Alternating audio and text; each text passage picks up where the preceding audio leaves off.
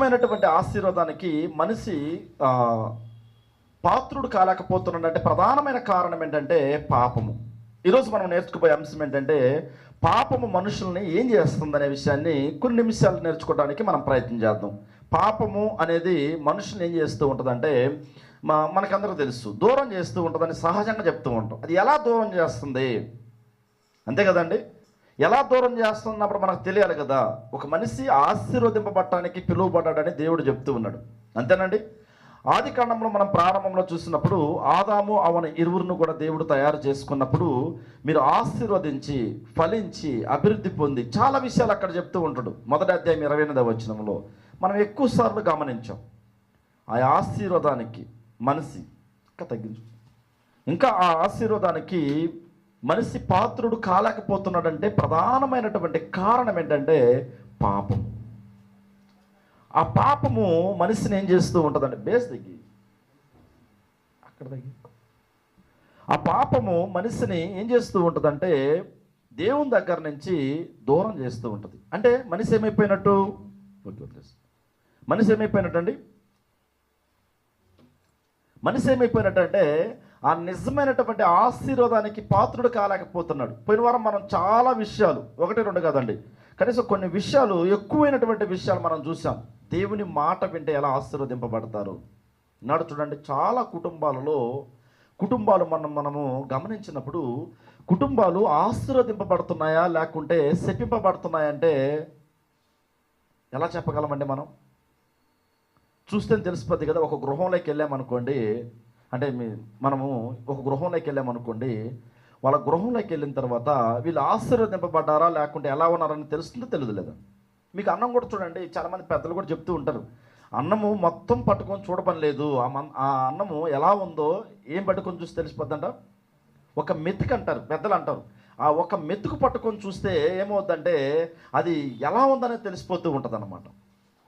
అది ఇక్కడ కొన్ని విషయాలు మనం ఈరోజు నేర్చుకోవడానికి మనం ప్రయత్నం చేద్దాం. ఈ మొదటి సందర్భాన్ని మనం ఏం నేర్చుకోబోతున్నామంటే పాపము దేవుని నుండి మనుషుల్ని దూరం చేస్తుంది. ఏం చేస్తుందంటే పాపము దేవుని నుండి శాశ్వతంగా దూరం చేస్తుంది, మామూలుగా కాదు. ఇప్పుడు మనము ఒకవేళ గొడవ పడ్డారనుకోండి, ఇద్దరు వ్యక్తులు మరలా ఒకటి అవుతారు. కానీ పాపం అలా కాదు. ఒక్కసారి మనిషి పాపం చేశాడు అనుకోండి, తెలిసి పాపం చేసిన తర్వాత ఆ మనిషిని దేవుని దగ్గర నుంచి ఏం చేస్తుంది? ఆ పాపము దూరం. నిజం, ఈనాడు చాలామంది ఆశీర్వదింపబడలేకపోవడానికి కూడా కారణం ఏంటంటే పాపం. ఎందుకంటే దేవునికి దూరం అయిపోతున్నాడు మనిషి.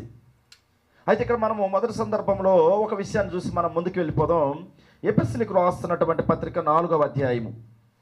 ఎఫెసీయులకు రాస్తున్న పత్రిక 4వ అధ్యాయాన్ని మనం పరిశీలన చేసినప్పుడు 18వ వచనం నుంచి మనం చూసినప్పుడు చాలా చాలా ప్రాముఖ్యమైనటువంటి విషయాన్ని అపోస్తలుడైనటువంటి పౌలు గారు ఇక్కడ మనకు తెలియపరుస్తున్నాడండి.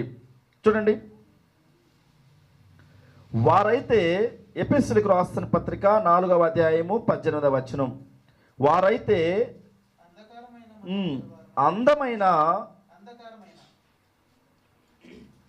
మనస్సు గలవారై తమ హృదయ కాఠిన్యము వలన తమలోనున్న అజ్ఞానము చేత దేవుని వలన కలుగు జీవముల నుండి వేరుపరచబడిన వారై తమ మనస్సునకు కలిగిన వ్యర్థతను అనుసరించి నడుచుకొనుచున్నారు అంటున్నాడు.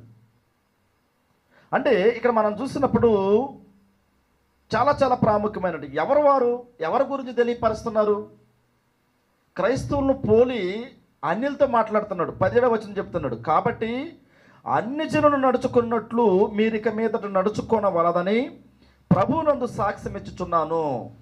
అన్ని జనులు అంటే దేవుణ్ణి ఎరగనటువంటి వారిని పోలుస్తూ దేవుణ్ణి ఎరిగినటువంటి వారు వాళ్ళ యొక్క క్రియలు ఎలా ఉంటాయో చెప్తున్నాడండి. చాలా చాలా ప్రాముఖ్యమైనటువంటి విషయాలు. ఇప్పుడు దేవుణ్ణి ఎరగనటువంటి వారి క్రియలు ఎలా ఉంటాయి? వాళ్ళు ఏది చేసినా కూడా వాళ్ళకి మంచిలాగే అనిపిస్తుంటుంది కదండి. కానీ ఈనాడు క్రైస్తవులు కూడా ఎలా ఉందంటే ఏది చేసినా కూడా మంచి అనుకుంటారు. మరి ముఖ్యంగా మనం చూసినప్పుడు ఎవరని చూస్తూ ఉంటారంటే ఇదిగో వాళ్ళందరూ చేయడంలో మేము చేస్తున్నాం, తప్పేంటి? ఇక్కడ ఉన్నటువంటి క్రైస్తవుల విషయంలో కూడా మీరు ఆ విధంగా ఉండకూడదు అనేది చాలా ప్రాముఖ్యంగా ఏం చేస్తున్నాడండి, చాలా ప్రాముఖ్యంగా ఏం చేస్తున్నాడంటే ఇక్కడ తెలియపరుస్తూ ఉన్నాడు అనమాట. అయితే పైన 19వ వచనం చూసినప్పుడు వారు సిగ్గులేని వారయుండి నానా విధమైన అపవిత్రతను అత్యాశతో జరిగించుటకు తమ్మును తామే కామత్వమునకు అప్పగించుకొనిరి. ఇక్కడ అన్యులతో పోలుస్తూ, ఈ 17వ వచనం అన్యులతో పోలుస్తూ క్రైస్తవులు ఈ విధంగా ఉంటున్నారు. ఈ విధంగా ఉండడం వల్ల ఏంటి? పాపం. ఆ పాపం ఏం చేస్తూ ఉంటుందంటే మనిషిని దేవుని దగ్గర నుంచి శాశ్వతంగా దూరం చేస్తుందండి. అందుకే ఈనాడు చూడండి, మనము మొర పెడతాం, ప్రార్థన చేస్తాం, కానీ మన ప్రార్థనలకు ఏమవు? జవాబులు రావు. కారణం ఏంటంటే పాపం. పాపం ఏం చేస్తూ ఉంటుందంటే దేవుని దగ్గర నుంచి మనిషిని శాశ్వతంగా దూరం చేస్తుంటుంది. కానీ అన్ని జనులు ఆ విధంగా ఉన్నారు, మీరేం చేయకూడదు, ఆ విధంగా ఉండకూడదు అని అంటున్నారు. 20వ వచనం చూసినప్పుడు, అయితే మీరు యేసును గురించి విని ఆయన యందలి సత్యము ఉన్నట్టుగానే ఆయన యందు ఉపదేశింపబడిన వారైన ఎడల మీరిలాగూ క్రీస్తును చేర్చుకున్నవారు కారు. కావున మునుపటి ప్రవర్తన విషయంలోనైతే మోసకరమైన దురాశల వలన చెడిపోవు మీ ప్రాచీన స్వభావమును వదులుకొని అంటున్నాడు. మునుపున్నటువంటి ప్రవర్తన అంటే ఎప్పుడు? బాప్తిస్మము పొందకున్నటువంటి జీవితము మరియు మనం క్రీస్తులోనికి రాకున్నటువంటి జీవితం గురించి చెప్తున్నాడు. ఈ మునుపున్నటువంటి ప్రవర్తనలో విషయంలో అయితే మోసకరమైన దురాలోచనలు, ఇంకా చెడిపోవు మీ ప్రాచీన స్వభావము. ఈ మోసకరమైనటువంటి దురాచరణలు, చెడిపోవునటువంటి ఈ ప్రాచీన స్వభావం ఏం చేయాలట? వదులుకుంటే ఏమండి? మునుపటి ప్రవర్తన వల్లే మనము వాటన్నిటిలో మరలా మనం ఇక్కడికి వచ్చిన తర్వాత మరలా అలా విధంగా మనం కొనసాగితే ఏమంటున్నాడు? 24వ వచనం, నీతియు యథార్థమైన భక్తి గలవారై దేవుని పోలికగా సృజింపబడిన మీ నవీన స్వభావమును ఏం చేయండి? ధరించుకోండి. మనం ఆ నవీన స్వభావాన్ని మనం ధరించుకుంటే ఏమవుతామంట? ఖచ్చితంగా దేవునికి దగ్గర అవుతాం. అయితే మొదటి సందర్భంలో మనం చూసినప్పుడు పాపం అనేది ఒక మనిషిని ఏం చేస్తుందంటే దూరం చేస్తుంది దేవుని దగ్గర నుంచి. నిజంగా అండి, మనం ఈనాడు ఎంత ప్రార్థన చేసి మొరపెట్టినా కూడా మన ప్రార్థనలకి జవాబు దొరకడం లేదంటే మనం ఏం చేయాలి? ఖచ్చితంగా పరిశీలన చేసుకోవాలి. ఎంతమంది ఆ విధంగా పరిశీలన చేసుకుంటున్నామండి? అసలు ఉదయం లేచినప్పటి నుంచి ఎన్నిసార్లు మనం ప్రార్థన చేయగలుగుతున్నాం? ఆ ప్రార్థన చేసినటువంటి వాటికి దేవుడు ఎన్నిసార్లు మనకు జవాబు ఇచ్చాడు అనేది మనం ఏం చేయాలి? ఖచ్చితంగా పరిశీలన చేసుకోవాలి. ఇక్కడ ఎఫెసీలో ఉన్నటువంటి క్రైస్తవులకి అపోస్తలుడైనటువంటి పౌలు గారు తెలియపరుస్తున్నటువంటి విషయం ఏంటంటే అన్యులను చూపిస్తూ చెప్తున్నాడు. ఎందుకు అన్యులను చూపించాలి? వాళ్ళు ఏది చేసినా కూడా మంచి అనుకుంటారు కదండి. ఏమనుకుంటారు? దేవుణ్ణి ఎరగనటువంటి వారు ఏది చేసినా ఏమనుకుంటారు? మొన్న ఒక ఆయన మా ఇంటి దగ్గర దేవాలయం ఉంది, బయటకు వచ్చి సిగరెట్ తాగుతున్నాడు, చేతులు అలా కడుక్కుని లోపలికి వెళ్తున్నాడు. నేను అడిగాను, ఏంటంటే మరి మీరు బయట సిగరెట్ తాగి లోపలికి వెళ్తున్నారు కదా అంటే, లోపల తాగలేదుగా అంటున్నాడు. అంటే ఈనాడు సమాజం ఎలా ఉందంటే నిజం, చాలామంది ఏమైపోతున్నారంటే వాళ్ళ వృత్తిలో అంటే వాళ్ళు కొనసాగుతున్నటువంటి ఆ ధర్మంలో ఉన్నప్పుడే నీతిగా ఉంటే చాలు, ఆ ధర్మాన్ని విడిచి మేము బయటికి వెళ్ళినప్పుడు మా ఇష్ట ప్రకారంగా మేము ఉంటే చాలు అనుకునే భ్రమలో చాలామంది ఉన్నారు. మరి ముఖ్యంగా మనం చూసినప్పుడు క్రైస్తవులు కూడా ఆ విధంగా ఉన్నారు. ప్రార్థనకి వెళ్ళినప్పుడు మాత్రమే మనం దేవునితో ఉంటే చాలు. ప్రార్థన అయిపోయిన తర్వాత ఏంటి? ప్రార్థన అయిపోయిన తర్వాత యథావిధమైనటువంటి జీవితం. అయితే మనము ఒక ఎగ్జాంపుల్ మనం ఇక్కడ చూసినప్పుడు ఇర్మియా గ్రంథాన్ని మనం పరిశీలన చేసినప్పుడు దేవుడు పదే దేవుడు వాళ్ళని హెచ్చరిస్తూ ఉంటాడండి. ఎవరిని? ఇజ్రాయేలీల్ని. చూడండి, ఇర్మియా గ్రంథం మనం చూసినప్పుడు ఇక్కడ 16వ అధ్యాయము, ఇర్మియా గ్రంథం 16వ అధ్యాయాన్ని మనం చూసినప్పుడు 12వ వచనం, వాళ్ళకి ఇజ్రాయేలీలు దేవునికి దూరం అవ్వటానికి ప్రధానమైనటువంటి కారణం ఏంటో చెప్తూ ఉంటాడు. ఏమంటున్నాడు చూడండి, ఆలకించుడి, మీరందరూ నా మాట వినకుండా కఠినమైన మీ దుష్ట హృదయ కాఠిన్యము చొప్పున నడుచుకొనుచున్నారు. ఏం చేస్తున్నారట వాళ్ళు? మీరు ఇజ్రాయెల్ విషయంలో మీరు బాగా పరిశీలన చేసినప్పుడు ఆ ఇజ్రాయేలీలో దేవునికి దూరం అవడానికి ప్రధానమైనటువంటి కారణం ఏంటంటే పాపం. వాళ్ళు ఏం చేసేవాళ్ళంటే దేవుడు అన్ని మేలులు చేశారా, చాలా హ్యాపీగా ఉండేవాళ్ళు. కొంచెం కష్టం వచ్చిందా ఏం చేసేవాళ్ళంటే వాళ్ళు దేవుని విడిచిపెట్టేవాళ్ళు. అందుకే ఆయన అంటున్నాడు, ఏమంటున్నాడు, కఠినమైన మీ దుష్ట హృదయ కాఠిన్యము చొప్పున నడుచుకొనుచున్నారు. మీరు మీ పితరుల కంటే విస్తారముగా చెడుతనము చేసి ఉన్నారు. ఏం చేశారంటండి? పితరుల కన్నా మీరు ఏం చేశారు? దుష్టకార్యాలు చేశారు. దుష్టకార్యాలు చేస్తే ఏంటండి? దుష్టకార్యాలు చేస్తే దేవునికి దూరం అయిపోతారు. దూరం అయిపోయారా అంటే అందుకే ఆయన అంటున్నాడు 13వ వచనం, కాబట్టి నేను మీ యందు ఏ మాత్రమును దయ ఉంచక ఈ దేశము నుండి మీరైనను మీ పితరులైనను ఎరుగున దేశమునకు మిమ్మల్ని వెళ్ళగొట్టుచున్నాను. అక్కడ మీరు దివారాత్రము అన్య దేవతలను కొలుచుదురు. మనకి ఈ పదము మన ఎఫెసీయులకు రాసిన పత్రికలో మనం చూసాం. అన్యుల వలె మీరు నడుచుకొనుచున్నారు. మరలా ఆ అన్యుల వలె మీరు అయిపోతారని చెప్పేసి మరలా ఇక్కడ చెప్తున్నాడండి. ఏమైపోతారట? మీ అన్యుల మాదిరిగా మీరు ఏం చేయకూడదట, ఉండకూడదు అని చెప్పినటువంటి ఆ మాటను మరలా ఇక్కడ ఏం చేస్తున్నాడు, మనం ఇక్కడ మరలా చూడగలుగుతున్నాం. అంటే మనుషులు ఎప్పుడు ఈ దేవునికి దూరం అవుతూ ఉంటారంటే ఆ నిజమైనటువంటి దేవుణ్ణి మనం ఎప్పుడైతే విడిచిపెడుతూ ఉంటామో, ఆ విడిచిపెట్టినప్పుడు మనం ఆటోమేటిక్గా ఏమైపోతామండి, దూరం అయిపోతాం. మీరు బాగా గమనించండి, ఇక్కడ పాలు తేనెలు ప్రపంచ దేశం లోపలికి వెళ్ళిన తర్వాత, అంటే ఈనాడు మనం బాప్టిస్మం పొందిన తర్వాత అనుకొని చెప్పచ్చు. ఈ పాలు తేనెలు ప్రపంచ దేశం లోపలికి వెళ్ళిన తర్వాత ఇక్కడ మనం చూసినప్పుడు వాళ్ళు ఏం చేస్తారంటున్నాడు, మరలా దేవుడు బబులోను చెరకు పంపించేస్తాను. కారణం, ఫస్ట్ మాట బాగా విన్నారు. విన్న తర్వాత ఏం చేస్తాడు ఆయన? పాలు తేనెల ప్రపంచ దేశాన్ని దేవుడు ఇచ్చాడు. ఇచ్చిన తర్వాత లోపలికి వెళ్ళిన తర్వాత ఏం చేస్తారు వీళ్ళు? లోపలికి వెళ్ళిన తర్వాత కూడా పాపం చేస్తారు. ఈనాడు కూడా అంతే. మనం అన్నిలాగా బయట ఉన్నాం. ఆ బయట ఉన్నటువంటి మనం ఏం చేస్తాం? ఎవరొకరి ద్వారాగా సత్యాన్ని తెలుసుకుని దేవుళ్ళకి వచ్చాం. ఈ దేవుళ్ళకి వచ్చిన తర్వాత కూడా మరలా అదే పాపములో కొనసాగితే దేవునికి మనం ఖచ్చితంగా దూరం అయిపోతాం అనేది ఈ మొదటి సందర్భాన్ని మనకు నేర్పిస్తుంది. అయితే వీళ్ళు పితరులు ఇంకా కొంచెం ముందుకి, ఇర్మియా గ్రంథం కన్నా కొంచెం ముందుకెళ్ళి ఇజ్రాయేల్ యొక్క వైఖరి ఏ విధంగా ఉందంటే చూడండి. సంఖ్యాకాండం 11వ అధ్యాయాన్ని మనం చూసినప్పుడు, 11వ అధ్యాయము మొదటి వచనాన్ని మనం చూసినప్పుడు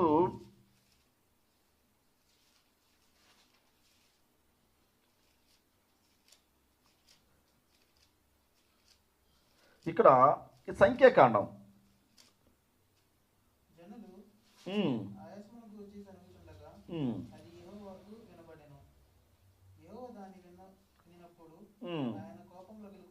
చూడండి ఏం చేశారట వాళ్ళు. అంటే ఈ సనుగుకోవడం ఏమైపోయిందంటే వీళ్ళకి అలవాటు అయిపోయిందండి. ఏమండి, ఈ 11వ అధ్యాయంలో ఏం తెలియపరుస్తున్నాడంటే జనులు ఆయనను గూర్చి ఏం చేశారంట, ఆయాసమును గూర్చి ఏం చేస్తున్నారంట, సనుగుచుండగా అది యెహోవాకు వినబడెను. యెహోవా దాని వినినప్పుడు ఆయన కోపము రగులుకొనెను. యెహోవా అగ్ని వారిలో రగులుకొని ఆ పాలెంలో ఒకనొకరును ఏం చేసేదట, దహింపసాగాను. కారణం మనం ప్రారంభం నుంచి చూసుకుంటూ వచ్చాం. ఇప్పుడు ఇర్మియా గ్రంథం వచ్చేసరికి కూడా వాళ్ళ యొక్క మనసులు మారలా. ఇప్పుడు ఇర్మియా గ్రంథంలో ఉన్నటువంటి కాలంలో ఉన్నటువంటి మనుషులు ఈ సంఖ్యాకాలంలో ఉన్నటువంటి విషయాలు తెలియలేదండి. తెలిసాయి. అంటే దేవుడు ఏం చేశాడంటే ఒక తరమకి చూపించుకుంటూ వచ్చాడు. చూపించుకుంటూ వచ్చినా కూడా వాళ్ళు ఏం చేశారంటే మారలేదండి. వాళ్ళు దేవునికి దూరం అవుతూనే వస్తున్నారు. ఈనాడు మనం కూడా ఒక్కొక్కసారి చూడండి, మన పితరులు ఎలా ఉన్నారు,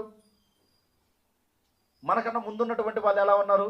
దేవుడు అంటే తెలియదు, దేవుని గురించి ఆలోచించినటువంటి వారు కాదు, అసలు దేవునికి భయపడినటువంటి వాళ్ళు కాదు, దేవుడు అంటే తెలియదు. కానీ మనకి దేవుడు తెలుసు, దేవుని తెలుసుకోగలిగాం, ఎవరొకరి ద్వారాగా సత్యాన్ని మనం నేర్చుకోగలిగినప్పుడు మనం ఎంత దేవునికి దగ్గర అవ్వాలి కదండి. నాడు మనుషులను చూస్తుంటే మనకి దేవునికి దగ్గర అవుతున్నట్టు కనపడుతున్నారా, లేకుంటే దూరమైనట్టు కనపడుతున్నారా? ఎలా కనపడుతున్నారండి?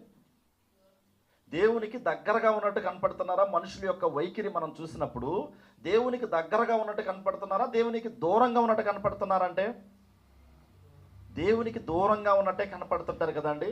బాహ్య సంబంధంగా హ్యాపీగా ఉండడం కాదండి, ఆత్మ సంబంధంగా కూడా మనము దేవునికి ఎప్పుడు దగ్గర ఉండగలగాలి. బాహ్య సంబంధంగా చాలా ఆర్థికంగా బాగుంటారు, ఆ బాహ్య సంబంధంగా బాగుండేది వచ్చేసి అది దేవునికి దగ్గరగా ఉండేది కాదు అని చెప్తుంది బైబిల్ లేఖనాలు. ఈనాడు చూడండి, మంచి బంగ్లా ఉందనుకోండి, ఏమంటారండి? దేవుడు బాగా దీవించారండి అంటారు, అంతేనా? ఒకవేళ ఏమి లేకుంటే ఒక్కొక్కరు అంటారు, దేవుడు ఎందుకు మమ్మల్ని ఈ విధంగా పెట్టాడు? ఏంటి దేవుడు ఏం చేస్తున్నాడట? మనల్ని ఎందుకో ఈ విధంగా పెట్టాడు. మనం కూడా మరి ప్రార్థన చేస్తున్నాంగా, మనం కూడా ప్రతి ఆదివారం ఆరాధనకి వెళ్తున్నాంగా, నీతిగానే బ్రతుకుతున్నాంగా, మనల్ని ఎందుకు అభివృద్ధి చేయలేదు? అందుకే ఈ భూలోకంలో ఉన్నటువంటి వాటికి దేవుడు ఉన్నటువంటి ఆ యొక్క పరలోకానికి చాలా వ్యత్యాసం ఉంది. ఈ భూలోకంలో ఉన్నటువంటి మనం అందరం కూడా చాలా టెంపరవరీ జీవితం కదండి. కొద్ది దినాలు మనం ఇక్కడ ఉండాలి, మన యాత్రను ముగించుకొని మనం ఏం చేయాలి? మనకు ఒక గమ్యస్థానం ఉంది, ఆ గమ్యస్థానానికి చేరగలగాలి. ఆ గమ్యస్థానానికి మనము చేరాలంటే మరి ముఖ్యంగా దేవునికి మనం ఏం చేయాలండి? దగ్గరగా ఉండాలి అనేది మనకి ఈ యొక్క మొదటి సందర్భం మనకు నేర్పిస్తుంది. అయితే రెండో సందర్భాన్ని మనం చూసినట్లయితే ఈ పాపము ఒక మనిషిని ఏం చేస్తుందండి? సంతోషాన్ని నాశనం చేస్తుంది, సంతోషంగా ఉండనివ్వదు. కుటుంబంలో కూడా చూడండి, భార్యాభర్తల మధ్యలో కూడా సంతోషం లేదు అంటే ఇంకెవరన్నట్టు? అందులో దేవుడు లేనట్టే ఇక, అంతే కదండి. అంటే దేవుడు లేనట్టు నేను లేడని చెప్పడం లేదండి. ఒక కుటుంబంలో భార్యాభర్తలు పిల్లలు సంతోషంగా ఉండలేకపోతున్నారంటే ఎవరన్నట్టు? వాళ్ళ మధ్యలో అపవాది ఉన్నట్టే. నాడు చాలా కుటుంబాల్లో చూడండి, భార్యాభర్తల మధ్య కానివ్వండి, కుటుంబముల మధ్యలో కానివ్వండి, సంతోషంగా ఉండగలుగుతున్నారంటే ఉన్నటువంటి కుటుంబాలు ఎన్ని ఉన్నాయంటే తక్కువ కదండి. అయితే కొన్ని సందర్భాల్లో ఏమవుతూ ఉంటుందంటే, భార్య విశ్వాసిగా ఉండొచ్చు, భర్త అవిశ్వాసిగా ఉంటాడు. భర్త విశ్వాసిగా ఉంటే భార్య అవిశ్వాసిగా ఉంటారు. ఆ సంతోషం గురించి నేను చెప్పడం లేదు, కానీ వాళ్ళలో పిల్లలు ఒకవేళ విశ్వాసిగా ఉంటే తల్లిదండ్రులు విశ్వాసిగా ఉండలేనటువంటి కుటుంబాలు ఉంటాయి. నేను వాటి గురించి ఏం చెప్తున్నానంటే, ఎవరైతే బాప్తిసం తీసుకొని విశ్వాసంలో కొనసాగుతున్నారో వాళ్ళ వైపు నుంచి అపవాది ఏం చేస్తుంటుందండి? అటు పిల్లల వైపు, అటు భర్త వైపు, భార్య వైపు నుంచి ఆ సంతోషాన్ని జరుపుతూ ఉంటుంది అన్నమాట, విశ్వాసంగా ఉన్నటువంటి వారిని. మీరు ప్రారంభంలో చూడండి, ఆదాము వాళ్ళ ఇరువురు కూడా ఎక్కడున్నారంటే ఏదెను తోటలో ఉన్నారు. నేను మీకు మొదట్లోనే చెప్పాను, ఏదెను తోటలో ఉన్నప్పుడు వాళ్ళు సంతోషంగా ఉన్నారా అంటే చాలా మంచి జీవితాన్ని దేవుడు ఇచ్చాడు. మనం అక్కడికి వెళ్ళబోవడం లేదు, ఎందుకంటే మీకు తెలుసు కాబట్టి. అయితే బాగా సంతోషంగా ఉన్నప్పుడు ఆ సంతోషాన్ని ఏం చేశారండి? అపవాది చెడిపేసిందా?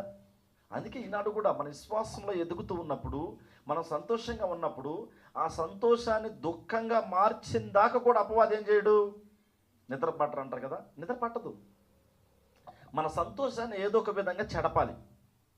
అందుకే ఇక్కడ ఇంకొంచెం ముందుకెళ్ళి మనం ఆలోచించినట్లయితే, ఆ ఆదాము అవ్వ దగ్గర నుంచి వచ్చినటువంటి నోవాహు, ఈ నోవాహు దినముల్లో మనం చూసినప్పుడు 6వ అధ్యాయం చూడండి. 6వ అధ్యాయం కూడా మనం చూసినప్పుడు జనులు ఎలా ఉందండి? జనుల యొక్క వైఖరి ఎలా సంతోషంగా ఉన్నారంటే ఆనాడు జనులు. 6వ అధ్యాయం 2వ వచనం, దేవుని కుమారులు నరుల కుమార్తెలు చక్కని వారని చూచి వారందరిలో తమకి మనస్సు వచ్చిన స్త్రీలను వివాహము చేసుకొనిరి. అప్పుడు యెహోవా, నా ఆత్మ నరులతో ఎల్లప్పుడూ వాదించదు, వారు తమ అక్రమము విషయములలో నరమాతురులై ఉన్నారు, అయినను వారి దినములు 120 ఏండ్లగున ఆయను. దాదాపు 1000 సంవత్సరాలు బ్రతుకుతున్నటువంటి మనుషులు ఈ నోవాహు దినాలు వచ్చేసరికి ఎంత చేస్తాడు దేవుడు? 120 సంవత్సరాలు. కారణం, ఎక్కువ సంవత్సరాలు బ్రతికితే వాళ్ళు సంతోషంగా ఉంటున్నారు, కానీ నన్ను బట్టి సంతోషంగా లేరు దేవుడు అనుకున్నది, అంతే కదండి. వాళ్ళు ఎక్కువ సంతోషంగా ఉన్నారంటే వాళ్ళ అలవాట్లలో ఉన్నారు, వాళ్ళ యొక్క లోకంలో ఉన్నారు, లోక సంబంధమైనటువంటి అలవాట్లలో ముందుకు వెళ్ళిపోతున్నారు. కానీ నేను చెప్పినటువంటి సంతోషంలో వాళ్ళు నడుచుకోలేదు. అందుకే దేవుడు ఏం చేశాడంటే అక్కడికి వచ్చేసరికి ఆవేశం తగ్గించేస్తాడు. 120 చేశాడు. 960 900 పైచులుకున్నటువంటి ఆ ఆవిషు ఆరో అధ్యాయం వచ్చేసరికి దేవునికి ఏమైపోయింది? మనుషుల పట్ల సంతోషంగా ఉన్నారు. ఎందులో సంతోషంగా ఉన్నారు? వాళ్ళ పనుల్లో సంతోషంగా ఉన్నారు. ఈరోజు మనం కూడా చూడండి, ఉదయం లేచినప్పటి నుంచి సాయంత్రం దాకా ఎందులో సంతోషంగా ఉంటున్నాం? దేవుల్లో ఉంటున్నామా లేకుంటే లోకంలో ఉంటున్నామంటే? సరిపోని ఇలా అడగదాం. మనం ఉదయం లేచినప్పటి నుంచి లోకంలో ఎక్కువ గడుపుతున్నామా దేవునితో ఎక్కువ గడుపుతున్నామంటే? ఏమండి, మనం అనుకోవచ్చు లోకంతోనండి కదా. ఉదయం లేచినప్పటి నుంచి మరీ బెంగళూరు చాలా బిజీగా ఉంటుంది. కనీసం ఎవరితో ఫోన్ ఒక 10 నిమిషాలు మాట్లాడక కూడా టైం ఉండదు. చాలా బిజీ అండి అంటారు. ఉదయం లేయడం, టిఫిన్ చేయడం, వారు పనికి వెళ్తారు, మరలా మధ్యాహ్నం భోజనం, మరలా సాయంత్రం ఇంటికి వచ్చేసరికి మరలకి ఏదో ఒక పని పడడం, మరలా అలాగే నిద్రపోవడం. కనీసం ఒక్కొక్కరు అసలు నేను ఒక్కొక్కరి ఇంటి దగ్గరికి వెళ్ళినప్పుడు బైబిల్ చూస్తూ ఉంటాను. ఆ బైబిల్ మీద దుమ్ము అలాగే కూర్చొని ఉంటుందండి. అర్థం ఏంటి? దుమ్ము అలాగే ఉంటే దేవుని పనిలో సంతోషంగా లేరని అర్థమే. కానీ నిజం మనకిచ్చినటువంటి 24 గంటల సమయంలో దేవునికి ఇవ్వవలసినటువంటి సమయం ఖచ్చితంగా మనం ఏం చేయగలగాలి? ఇవ్వాలి. ఆ సంతోషాన్ని దేవునికి మనం ఇవ్వగలగాలి. ఆ సంతోషాన్ని దేవునికి ఇవ్వగలగాలంటే దేవుని యొక్క పనుల్లో మనం నిమగ్నమై ఉండాలి. కానీ ఈ నోవాహు దినాలు వచ్చిన తర్వాత వాళ్ళు ఏం చేస్తారంటే అక్కడ ఎవరు చక్కగా ఉంటే, ఎవరు అందంగా ఉంటే, ఎవరి ఇష్ట ప్రకారంగా వాళ్ళు వివాహాలు చేసుకున్న వాళ్ళ జీవితాలు ఏమైపోయాయి? లోక సంబంధంగా సంతోషాలు అయిపోయాయి. ఏమైపోయాయండి? లోక సంబంధంగా సంతోషాలు అయిపోయాయి. అందుకే ఇక్కడ లూకా గారు వచ్చేసి చాలా చక్కగా రాస్తూ ఉంటాడు. ఆ నోవాహు దినాలని పోలుస్తూ రాస్తుంటాడు. చూడండి, లూకా సువార్త 17వ అధ్యాయము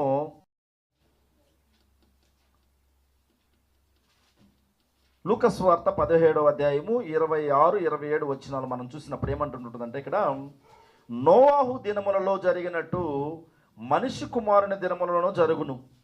నోవాహు ఓడలోనికి వెళ్ళిన దినము వరకు జనులు ఏం చేస్తున్నారట? తినుచు త్రాగుచు పెండ్లాడుచు పెండ్లికి ఇవ్వబడుచు నుండిరి. అంతలో జలప్రలయం వచ్చి వారందరినీ నాశనం చేసను. అర్థమవుతుందండి?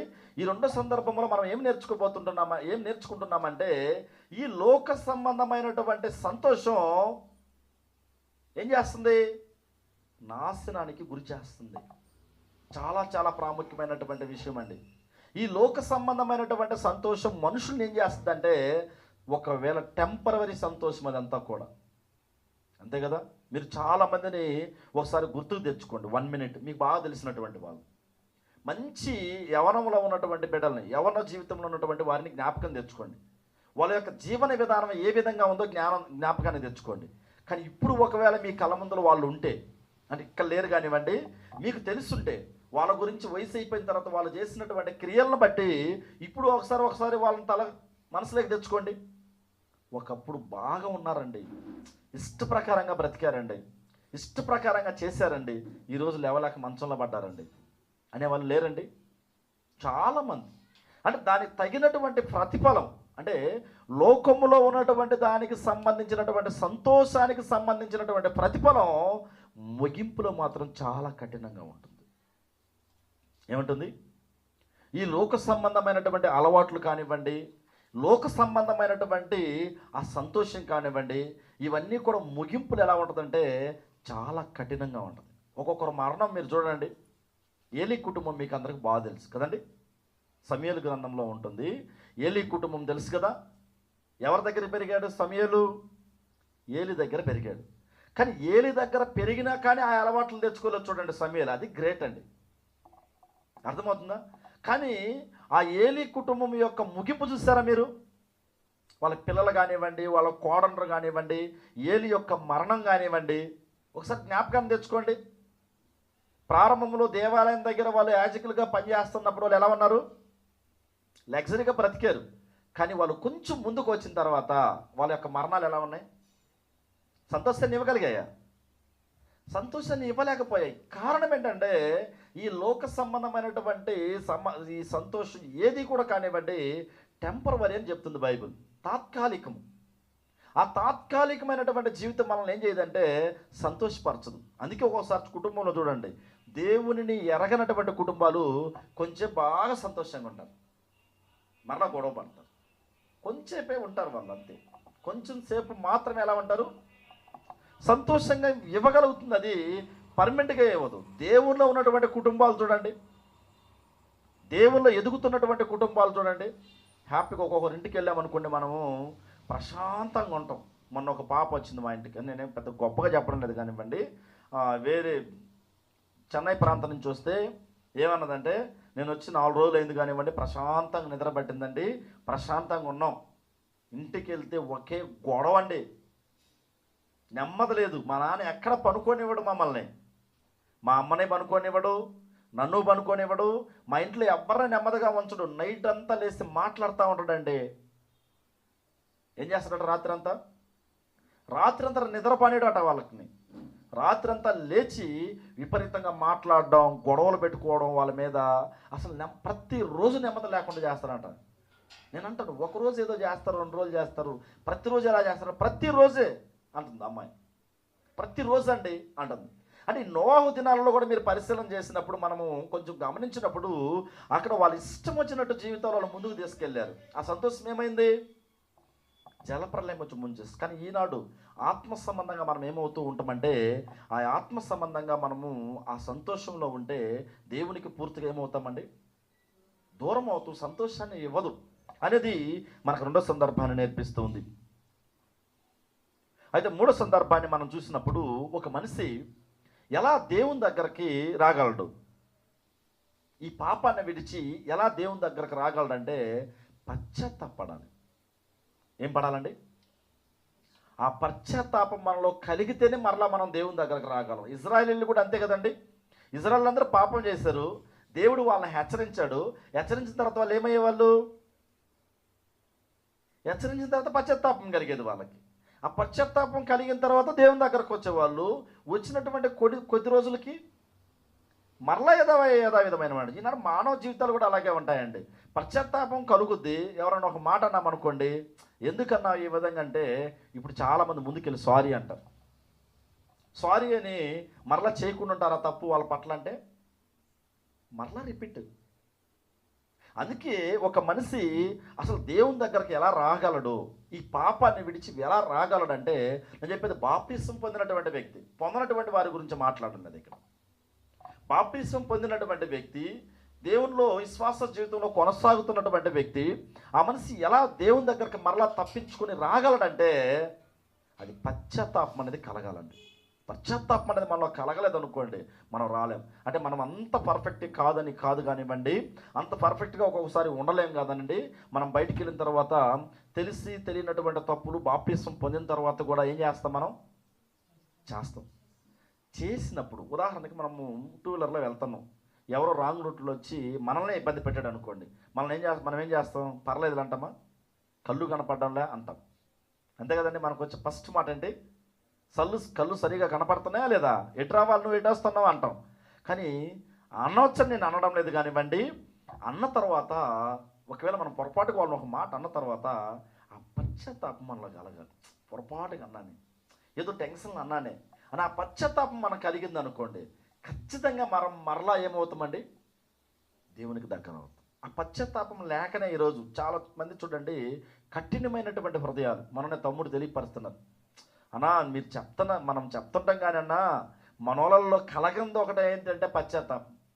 ఏదో మరి ఘోరంగా ఉన్నారు, ఒక్కరిని చూస్తే ఒక్కరికి కుదరకుండా వచ్చేసింది ఈనాడు. మరలా వచ్చి మనం ఎక్కడ చేస్తాం? ఇదిగో ఇందులో చేస్తాం. రొట్టె ద్రాక్ష రసం ప్రతి వారం మరలా ఈ బయట ఉన్నటువంటి వాళ్ళకి తెలియదు దాని వాల్యూ, మనకు అంతా తెలుసు. మనం రెఫరెన్స్ చెప్పకపోతే దాని గురించి ఏం చెప్పబోతుందని కింద ఉన్నటువంటి విశ్వాసులు కూడా చెప్పగలిగిన స్థితిలో ఉన్నారు మన వాళ్ళు. కానీ ఆ పశ్చాత్తాపం మనకేమవడం లేదండి, కలగడం లేదు అనేది మనకి చాలా దగ్గరగా తెలియపరుస్తుంది. చూడండి, లూకాసు వార్త 18వ అధ్యాయము. లూకాసు వార్త 18వ అధ్యాయం మనం చూసినప్పుడు మనకి చాలాసార్లు కూడా మనం నేర్చుకున్నాం ఈ విషయాన్ని. ఇక్కడ 2 వ్యక్తులు కనపడతారండి మనకి ఈ 18వ అధ్యాయంలో. 18వ అధ్యాయం 9వ వచనం నుంచి మనం చూసినప్పుడు కొంచెం 10వ వచనం చూసినప్పుడు ఇక్కడ ఇద్దరు మనుషులు మనకు కనపడుతున్నారు. ఎవరెవరు? ఒకరు పరిసర్యుడు, ఒకడు మరొకడు సుంకరి. ఇక్కడ నేను ఎక్కువ ఇందు గురించి చెప్పమని కానివ్వండి. వీళ్ళిద్దరూ ఎక్కడికి వెళ్ళారట? దేవాలయం దగ్గరికి ప్రార్థన చేయడానికి వెళ్ళారు.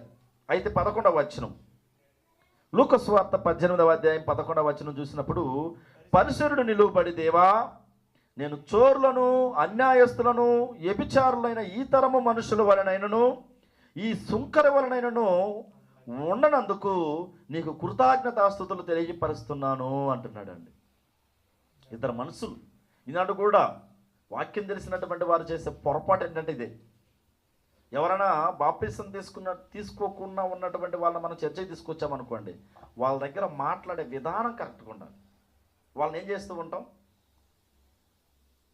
వాళ్ళని ప్రత్యేకంగా చూపిస్తూ ఉంటాం. అలా చూపించబట్టే వాళ్ళకి ఏం అర్థం కాలేదంటే ఈ నిజమైనటువంటి దేవుడు వాళ్ళకి అర్థం కాల.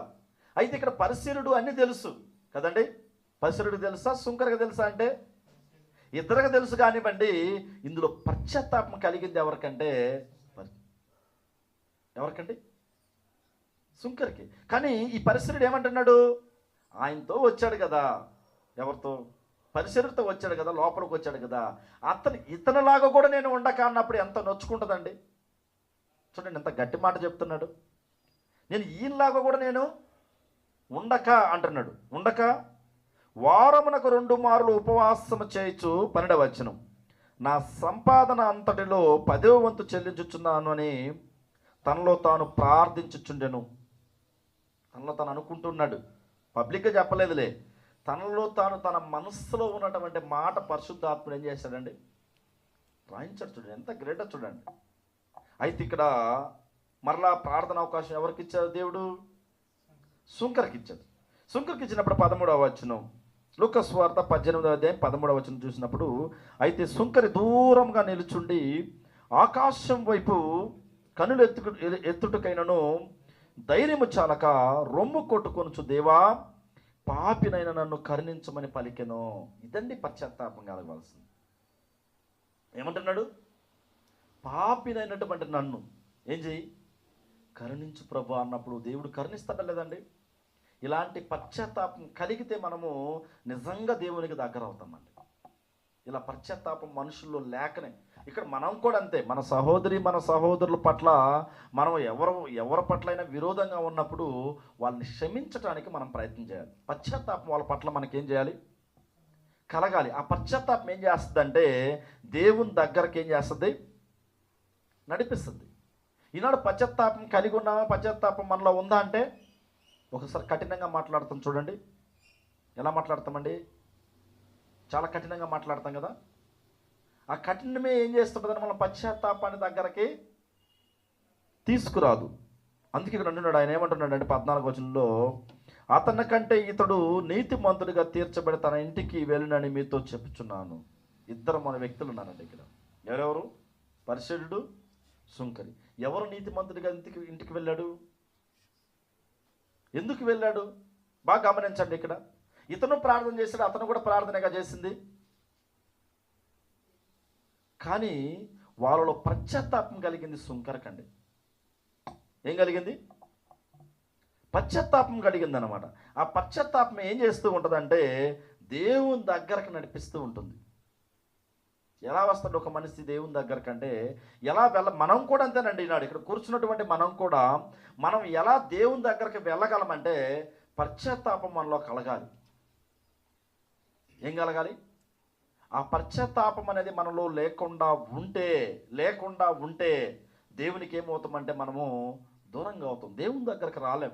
మనం ఇక్కడికి వచ్చి ఆరాధన చేసి కూడా ఆరాధన ఏమవుద్దండి? వ్యర్థ ఆరాధన అవుతుంది. ఆరాధనలో చాలా రకమైనటువంటి ఆరాధనలు ఉన్నాయి. నిజంగా దేవునికి చేసే ఆరాధన ఉంది, అది నిజం. ఆ నిజమైనటువంటి ఆరాధన మనం చేయగలగాలంటే మనలో ఏం కలగాలని నేర్పిస్తున్నాడు ఇక్కడ 3వ సందర్భాన్ని? పశ్చాత్తాపం కలగాలి. కలిగిందా ఒక సుంకర కంటే? కలిగింది. అన్నీ తెలిసినటువంటి పరిసరులు మాటకు ముందే ఏమంటారంటే వాళ్ళు మాకు ప్రతిదీ తెలుసు, అన్నీ తెలుసు అని వాళ్ళు అనుకుంటూ ఉంటారన్నమాట. కానీ ఆయనకి ఈ పశ్చాత్తాపం కలిగిందా అంటే కలగలేదండి. అందులోనే మనం ఇంకొంచెం ముందుకెళ్ళి మనం ఇందులో ఆలోచిస్తే చూడండి, రోమపత్రిక 3వ అధ్యాయము 11వ వచనం తెలియపరుస్తుంది. అందుకే అంటుంది బైబిల్ ఏమంటుందంటే, నీతిమంతుడు లేడు, ఒక్కడును లేడు, గ్రహించువాడును లేడు, దేవుని ఎతుకువాడును లేడు, అందరూ త్రోవ తప్పి ఏకముగా పనికి మాలిన వారైరి అంటుందన్నమాట. అపోస్తున్నటువంటి పౌలు గారు ఈ రోమా స్థానిక సంఘానికి తెలియపరుస్తున్నాడు. ఏమంటున్నాడండి? నీతిమంతుడు ఒక్కడు లేడు, గ్రహించువాడు లేడు, దేవుని ఎతకవాడును లేడు, అందరూ త్రోవ తప్పి ఏమైపోయారటండి? పనికి మాలవారైరి. కానీ అందరూ పనికి మాలినటువంటి వారే, త్రోవ తప్పినటువంటి వారే. కానీ వాళ్ళకి కలగవలసింది ఒకటే, ఏంటి? పశ్చాత్తాపం. ఆ పశ్చాత్తాపం కలిగితే మనం నీతిమంతులుగా మారే అవకాశం ఉంది. బాప్తిస్మం పొందిన తర్వాత ఒక వ్యక్తి ఏం చేయాలండి?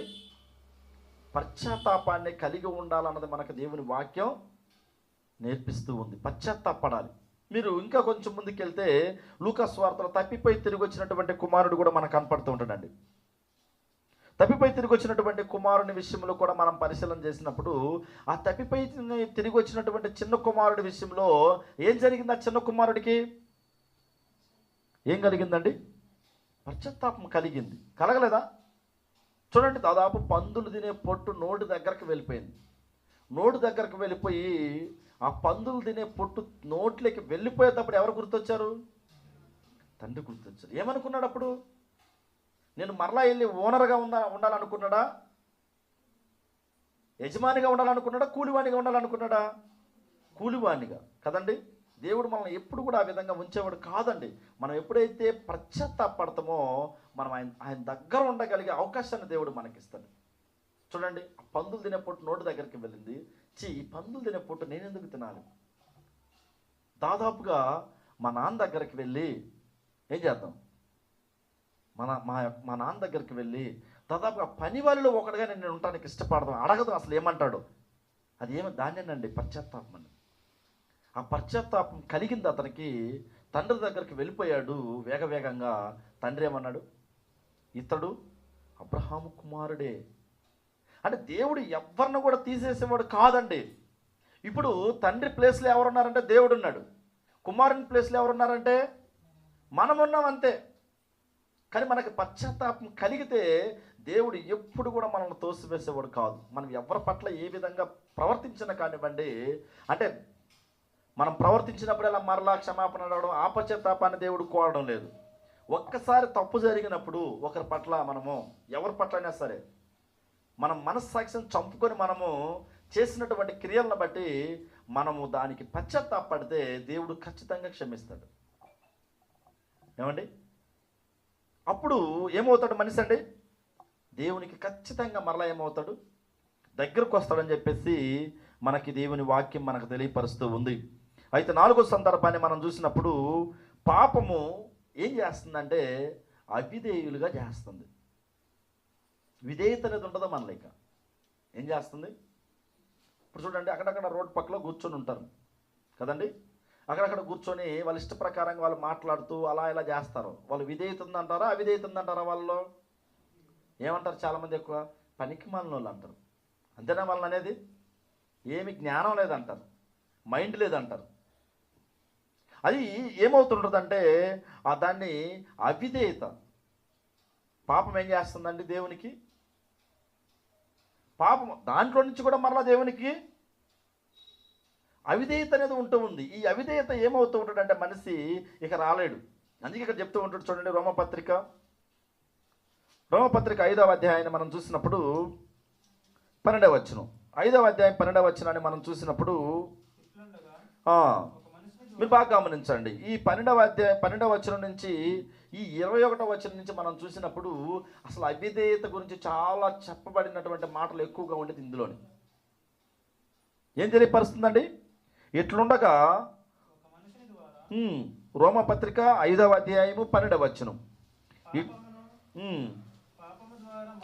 ఇట్లుండగా ఒక మనుషుని ద్వారా పాపము ద్వారా మరణమును లోకములో ఎలాగు ప్రవేశించునో అలాగునే మనుషులందరూ పాపము చేసినందున మరణము అందరికీ ఏమైందట? సంప్రాప్తమాయను. ప్రారంభం నుంచి పాపం అనేది ఎక్కడి నుంచి ప్రారంభమైందో ఆ పాపము ఏమైందట? ఆయన పాపం రాలా లోకంలోకి. అక్కడి నుంచి పాపం అనేది ప్రతి మనిషిని కూడా ఏం చేస్తుంది? వెళ్తూ ఉందంటే అది ఆహ్వానిస్తేనే. ఉదాహరణకి మీకు ఇక్కడ ఏమైనా స్పీడ్ పెట్టామనుకోండి, ఇచ్చామనుకోండి, మీరు తీసుకొని తింటే మాత్రమే ఏమైనట్టు మీకు దాని రుచి అంటే మీకు తెలిసినట్టు. తీసుకోకుండా ఉంటే అది మీ ఇష్టం, మీరు వద్దనొచ్చు. అందుకే కొన్ని ఆహార పదార్థాలు పెట్టినప్పుడు మనం కొన్ని ఇష్టపడం, తీసుకోము, కొన్ని ఇష్టపూర్వకంగా తింటాం. పాపం కూడా అంతే. ఆదాం దగ్గర నుంచి పాపం వచ్చింది నిజమైతే ఆ పాపం మనకు రాలా, మనము చేస్తే వచ్చేది. అందుకే ఈ పాపాన్ని తీసివేయడానికి ఇక్కడ ఏమంటూ ఉంటాడంటే, చూడండి ఇక్కడ మనం చూసినప్పుడు 19వ వచనం, ఏలయనగా ఒక మనుషుని అవిధేయత వలన అనేకులు పాపులుగా ఎలాగూ చేయబడిరో అలాగే ఒకని విధేయత వలన అనేకులు నీతిమంతులుగా చేయబడుదురు. ఒక ఆయన చూపించినటువంటి ఆ విధేయత చూడండి. పరలోకంలో ఉన్నటువంటి దేవుని కుమారుడు అయినటువంటి క్రీస్తు భూమి మీదకి వచ్చి ఆయన విధేయత ఏం చేశాడు? చూపించాడు. ఇక్కడ మనము 5వ అధ్యాయం మనము 4-5 వచనాల్లో మనం కిందకి వెళ్ళామనుకోండి, ఆయన విధేయత ఎంతో చూపిస్తూ ఉంటాడు. అంతే కదండి. ఆయన ఎలా విధేయతగా ఉన్నాడు? అసలు ఉదాహరణకి మనం చూసినప్పుడు యేసుక్రీస్తు ప్రభువారు సిలువ మీదకి ఎక్కాడు. ఎందుకు ఎక్కాలి? ఆయన ఎందుకు అసలు దెబ్బలు తినాలి? ఆయన ఎందుకు రక్తాన్ని గార్చాలి? ఏమండి? ఆయన ఎందుకు ఆ యెరూషలేము వీధుల్లో ఆయన్ని కొట్టుకుంటూ తీసుకెళ్ళాలి? ఎంత విధేయత అండి. అసలు ఏ పాపము చేయకుండా ఆయన మన కోసం ఏం చేస్తాడు? విధేయత చూపించాడు. మనమైతే ఎవరన్నా ఏమైనా తప్పు చేశారనుకోండి, మనల్ని నిలబెట్టి కొట్టారనుకోండి, మనం ఊరుకుంటామండి? పర్లేదులే కొట్టండి అని అంటామా? ఏమంటాం? పక్కన ఎవరికన్నా ఏమైనా జరిగిందనుకోండి, మనకేమన్నా నొప్పి తగులుతుందా? ఎవరైనా కింద పడ్డారు, కొంతమంది అంటారు చూడండి, పడితే పడ్డారులే అంటారు. అనరా? మీరు అంటారు అదేవిధంగా ఇట్లా అంటున్నారు, అయ్యో పాపం పడ్డాడండి అంటాం. కానీ ఆ భారాన్ని మనం మోయగలమా? అంటామండి. ఏమని? పలానోళ్ళు కింద పడ్డారండి, బాధ, దెబ్బలు దగ్గర ఉంటాయి, పాపం కదా అని అంటాం. కానీ ఆ బాధ ఎవరు తీసుకుంటారు? వాడన్నే మనం తీసుకెళ్ళి ఎంత ఖర్చు అయింది నేను చూసుకుంటాను, రండి హాస్పిటల్కి వెళ్దాం అంటారా? అంటారండి ఆ విధంగా? లక్షల్లో వేలలో కోట్లలో అయిందనుకోండి, పెడతారా? వాళ్ళెవరో పడితే నేను ఎందుకు పెట్టాలండి అంటాం మనం. ఏమండి? కానీ యేసుక్రీస్తు ప్రభువారు పరలోకం నుంచి భూమి మీదకి వచ్చి మనం చేసినటువంటి అవిధేయతలన్నీ కూడా వాటిని తీర్చడానికి ఆయన ఏం చేశాడంటే, ఆయన ఏమైపోయాడు? బలైపోయాడు. అది గ్రేట్ అండి. అసలు యేసుక్రీస్తు ప్రభువారిలో ఉన్నటువంటి గ్రేట్ ఏంటంటే, ఆయన చేసిన గొప్ప పని ఏంటంటే, మనము చేసినటువంటి అవిధేయతలన్నీ కూడా ఆయన ఏం చేశాడు? మోసుకున్నాడు. ఆయన మోసుకొని ఆయన ఏం చేశాడంటే, మనందరిని కూడా విధేయత కలిగినటువంటి వారిగా చేశాడు. అందుకే యేసుక్రీస్తు ప్రభువారు పాపి అంటే, అవును పాపి, పాపము చేసి పాపి కాదు, పాపాన్ని మోసుకొని ఏమైపోయాడు? ఆయన పాపి అయిపోయాడు. అందుకే మరణశిక్ష పొందాడు ఆయన. కానీ ఆ పాపం ఆయన ఏమైందంటే ఆయన్ని బంధించి ఉండలేకపోయింది. ఎందుకంటే పాపం లేనివాడు కదా, పరిశుద్ధుడు కదా. ఆ పరిశుద్ధిని పాపం ఏం చేయగలిగింది? ఏమి చేయలేకపోయింది. పాపాన్ని మోసుకున్నటువంటి పాపం కూడా ఆయన ఏమైపోయింది? చేయలేకపోయింది. ఇప్పుడు రోమా గవర్నమెంట్ ఆ సామ్రాజ్యం ముందు యేసుక్రీస్తు వారు నిలబడినప్పుడు ఆయన ఎలా నిలబడ్డాడు? పాపిగానే నిలబడ్డాడు కదండి. పాపము చేసి పాపియా? పాపాన్ని మోసుకుని పాపి. కానీ ఆ పాపం ఏమైపోయిందంటే అది ఆయన హృదయంలో నుంచి వచ్చింది కాదు కాబట్టి అది బంధించలేకపోయింది. ఆ మరణం ఆయన ఏమి చేయలేకపోయింది. ఎందుకంటే ఆయన పరిశుద్ధుడు. అందుకే ఆయన అంటాడు, ఎక్కువ మంది కూడా ఏం చేస్తారంటే, ఆ రోజుల్లో చాలామంది యేసుక్రీస్తు ప్రభువారిని హింసించినటువంటి వారందరూ కూడా బాధపడ్డారు. అయ్యో మనకెందుకు ఈ పాపం, వద్దు, ఒక నీతిమంతుని ఈ విధంగా చేయకూడదు, ఒక నీతిమంతుని ఈ విధంగా చేయడం తప్పని చాలామంది పశ్చాత్తాపడ్డారు ఆ దినాలలో. కానీ యేసుక్రీస్తు ప్రభువారు మనము చేసినటువంటి పాపాలు ఆయన మోసుకొని ఆయన విధేయత చూపించి మనల్ని అందరిని ఏం చేశాడండి? విడిపించాడు. ఇక్కడ మనం ఇందులోనే మనం ఇంకొంచెం ముందుకెళ్ళి ఆలోచించినప్పుడు మొదటి యోహాను పత్రికలో మనకి ఎక్కువగా పాపం గురించి తెలియపరిచే పుస్తకం ఏదంటే మొదటి యోహాను పత్రిక. చాలా క్లారిటీగా ఉంటుందండి అక్కడ.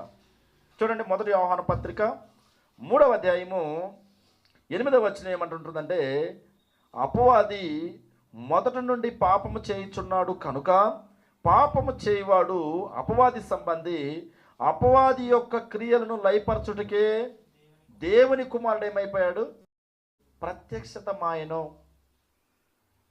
మొదటి యోహాను పత్రిక 3వ అధ్యాయము మనం చదివినటువంటి 8వ వచనం ఏం తెలియపరుస్తుందండి? ప్రారంభము నుంచి ఆదాము దగ్గర నుంచి కూడా అపవాది ఏం చేస్తున్నాడు? పాపం చేస్తూ ముందుకు వచ్చాడు. ఆ పాపం చేస్తూ ముందుకు వస్తున్నప్పుడు యేసుక్రీస్తు వారు భూమి మీదకి రావడానికి ప్రధానమైనటువంటి కారణం ఏంటట? ఆ అపవాది క్రియలు లయపరచుటకి ఆయన ఏమని చేశాడు? వచ్చాడు. ఎక్కడి నుంచి వచ్చాడు? పరలోకం నుంచి భూమి మీదకి వచ్చాడు. ఎందుకంటే అవిధేయులుగా ఉన్నటువంటి మనమల్ని విధేయులుగా చేయుటకు ఆయన వచ్చాడనేది 4వ సందర్భాన్ని మనం గమనించాం. అయితే 5వ సందర్భం మనం సహోదరులు చదివినటువంటి వాక్య భాగం. ఇప్పుడంతా చూసినటువంటి వారిలో ఫైనల్గా ఏంటంటే, ఇప్పుడు మనం 4 సందర్భాలు చూసాం కదా, ఆ 4 సందర్భాల్లో ఫైనల్ ఏంటంటే మనము జరిగించినటువంటి క్రియలను బట్టి మనకి ముగింపు ఉంటుంది. చాలా చాలా ప్రాముఖ్యమండి. మనం జరిగించినటువంటి క్రియలు అవి మంచివైనను సరే చెడ్డమైనను సరే, దేహంతో జరిగించినటువంటి ఆ క్రియలను బట్టి మనకేముంటుంది? ఏముంటుంది? తీర్పు అనేది ఉంటుంది. అందుకే ఇక్కడ మనకు చూసినప్పుడు కొరింథీయులకు రాసినటువంటి 2వ పత్రిక 5వ సందర్భాన్ని చూసి మనం ముగించేద్దాం. అయితే ఈ పాపం ఒక మనిషిని ఏం చేస్తుందంటే మరణము తదనంతరం, దేని తదనంతరం? మరణము తదనంతరం, మరణించిన తర్వాత మనము ఖచ్చితంగా దాని ఫలితాన్ని మాత్రం పొందుకుంటాం. మనం కూడా అంతే కదా. చూడండి, ఎవరైనా ఒకరు కష్టపడి ఉద్యోగం చేశారనుకోండి, 30 సంవత్సరాలు 38 సంవత్సరాలు 35 సంవత్సరాలు ఉద్యోగం చేస్తారండి. ఈ 35 సంవత్సరాల తర్వాత థ్యాంక్ యూ, బాగా చేసావండి, చాలా మంచోడు అని ఇంటికి పంపిస్తే ఊరికి వెళ్తాడు అతను. ఏమంటాడు? 38 సంవత్సరాల సర్వీస్ ఎక్కడని అడుగుతాడు. అడగడా? గవర్నమెంట్ జాబ్ చేస్తున్నాం అనుకోండి, ఏదైనా కంపెనీలో జాబ్ చేస్తున్నాం అనుకోండి, ఒక పిఎఫ్ఏ కానివ్వండి, ఈ పిఎఫ్ అనేది పడుతూ ఉంటారు కదండి, మందని ఒక అమౌంట్ అక్కడ ఉన్నప్పుడు చివరిలో ఈ 10-20 సరే 10 సంవత్సరాలు పనిచేసామనుకోండి, ఈ 10 సంవత్సరాల తర్వాత థ్యాంక్ యూ, బాగా చేసామండి, ఇక మీకేం రాదంటే ఏమంటారు? 10 సంవత్సరాలు నాకేముంది, నేను చేసినటువంటి ప్రతి దినానికి కష్టంలో మీ దగ్గర ఏముంది? ప్రతిఫలం ఉంది, ఆ ప్రతిఫలాన్ని ఇవ్వండి అంటారు. అందుకే ఈ రిటైర్మెంట్ అయిన తర్వాత చూడండి, పెద్దవాళ్ళు చాలా ఒక్కొక్కరు బాధపడతారు కానివ్వండి, ఒక్కొక్కరు సంతోషంగా ఈ 38 సంవత్సరాలు 40 సంవత్సరాలు నా కష్టం, దేవుడు నాకు ఈ విధంగా కొన్ని లక్షలు ఇచ్చాడండి అని సంతోషంగా వెళ్ళిపోతారు. కానీ మనం జీవించినటువంటి 70-80 సంవత్సరాల జీవితాలలో, ఈ 70-80 సంవత్సరాల జీవితాలలో ఖచ్చితంగా మనం చేసినటువంటి ఆ క్రియలు చూడండి. ఒకసారి మనం చూద్దాం. కొరింథీయులకు రాసినటువంటి 2వ పత్రిక 5వ అధ్యాయము 9-10 వచనాలు. కావున దేహమందున్నను దేహమును విడిచినను ఆయన కిష్టులమై ఉండవలనని మిగులు ఆక్షేపించుచున్నాము. ఎందుకనగా తాము జరిగించిన క్రియల చొప్పున అవి మంచివైనను సరే చెడ్డవైనను సరే, దేహముతో జరిగించిన వాటి ఫలమును ప్రతి వాడును పొందినట్లు మనమందరము క్రీస్తు న్యాయపీఠం ఎదుట ప్రత్యక్షము కావలెను. ఈ దేహంతో జరిగించినటువంటి క్రియలు దాదాపు ఈ భూమి మీద 60-70-80 సంవత్సరాలు మనం జీవించినటువంటి జీవితంలో మనం చేసినటువంటి ఆ పాపం ఏమవుతూ ఉంటుందంటే పట్టుకుంటుందండి, ఖచ్చితంగా విడిచిపెట్టదు. అందుకే ఒక్కొక్కరు మనం అంటూ ఉంటుంది చూడండి, ఎవరన్నా చాలా ఘోరంగా ప్రవర్తిస్తున్నారు అనుకోండి, ఏమంటాం? ఉంది ఏదో ఒక రోజు వీటికి ముగింపు ఉంది, ఏదో ఒక రోజు ఏముంది, చాలా చేస్తున్నాడు, చాలా ఓవర్ చేస్తున్నాడు మనం అనేది కదా. ఒకరోజు ఏముంది, ఖచ్చితంగా దాని ప్రతిఫలాన్ని అందుకుంటారని ఎదురు చూసే వాళ్ళు కూడా చాలామంది ఉంటారు. నిజమండి. ఈనాడు మనం చూసినప్పుడు మనం దేహంతో జరిగించినటువంటి క్రియలు అవి మంచి కానివ్వండి చెడు కానివ్వండి, మనతో వచ్చేది ఒకటే, మన క్రియలు మాత్రమే. ఆ క్రియలను బట్టి మనం ఏమవుతాం? తీర్పు పొందుతాం. అందుకే మనం ఈరోజు మనం నేర్చుకున్నటువంటి వాక్య భాగం ఏంటంటే, పాపము మనుషుల్ని ఏం చేస్తుంది అనేది మనం నేర్చుకున్నామండి. అయితే పాపం ఏం చేస్తుంది? మొదటి సందర్భంలో దేవుని నుండి మనల్ని ఏం చేస్తుంది? మనుషుల్ని దేవుని నుండి ఎడబాటు దూరం చేస్తుందండి మొదటిది. రెండోది మనం చూసినప్పుడు పాపము సంతోషంగా ఉండటానికి మనల్ని విడిచిపెట్టదు. అయితే మూడో సందర్భాన్ని మనం చూసినప్పుడు అయితే మనం దీన్ని విడిచి మనం దేవుని దగ్గరికి ఎలా వస్తామంటే పశ్చాత్తాపం అనేది మనం కలిగితే ఈ పాపాన్ని విడిచిపెట్టి మనం దేవుని దగ్గరకు వచ్చేదానికి అవకాశం ఉంటుందని మూడోది నేర్చుకున్నాం. నాలుగోదిగా ఏంటంటే ఈ పాపం మనల్ని ఏం చేస్తుందంటే అవిధేయులుగా చేస్తుంది, విధేయత లేని వారిగా చేస్తుంది. అయితే ఐదో సందర్భం ఏంటంటే మనం జరిగించినటువంటి ఆ క్రియలను బట్టి అవి మంచి కావచ్చు చెడ్డవి కావచ్చు, ఖచ్చితంగా వాటికి తగినటువంటి ఆ ప్రతిఫలాన్ని మనం ఏం చేస్తాం? పొందుకోవాల్సినటువంటి అవసరం ఉంది. అందుకే ఈ పాపానికి మనం ఏం చేయాలి?